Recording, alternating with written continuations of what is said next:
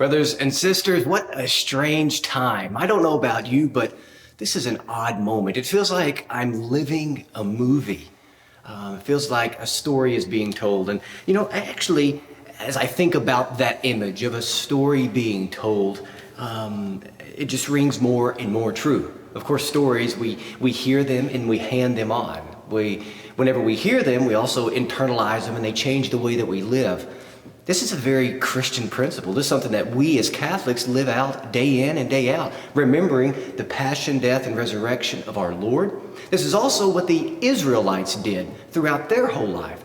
They live in a state of remembrance. This state of remembrance that drives them on to the future, right? That gives them the energy they need, the zeal, the zest, the grace necessary to continue telling and living their own story. I was drawn to the book of Wisdom, chapter 11. And I want to read these few words from the very beginning of Wisdom, chapter 11. Speaking of the Israelites in the Exodus experience. They journeyed through the uninhabited desert, and in lonely places they pitched their tents. They withstood enemies and warded off their foes. When they thirsted, they called upon you, and water was given them from the sheer rock, a quenching of their thirst from the hard stone. Brothers and sisters, the Israelites lived out this ongoing memory of their Exodus experience. We are in a very real Exodus experience right now. Quarantine from the quarantina, which is 40 days. It's a time of 40 days being set apart.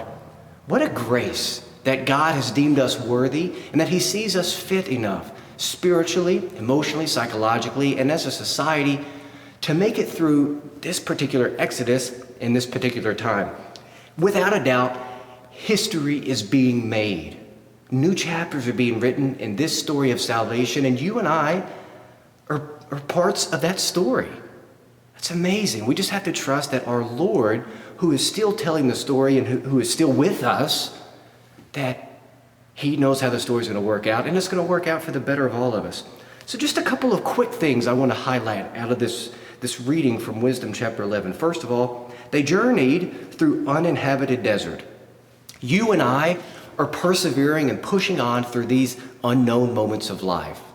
Maybe our desert is paved and we've got trees around us and a family and a house and a sofa to sit on.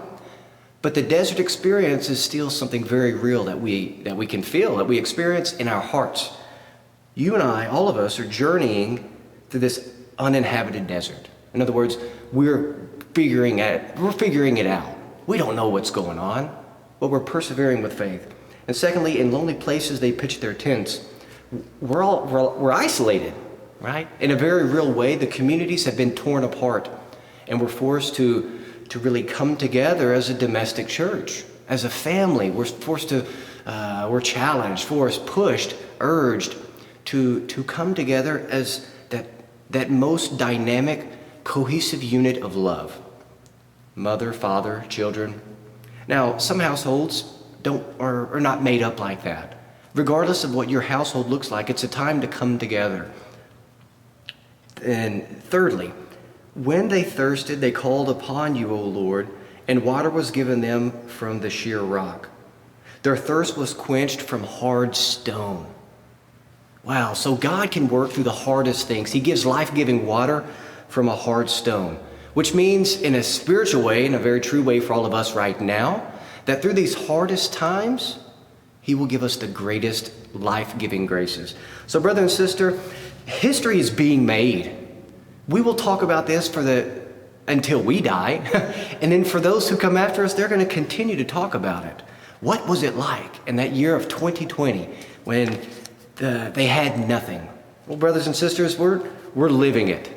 We're experiencing that nothingness. But we also must be reminded in the nothingness that He who is, our Lord, the source of everything, is always with us. And so, just as the Exodus experience gave the Israelites meaning to live, right? So too with Christ, we relive His passion, death, and resurrection. We're making this story.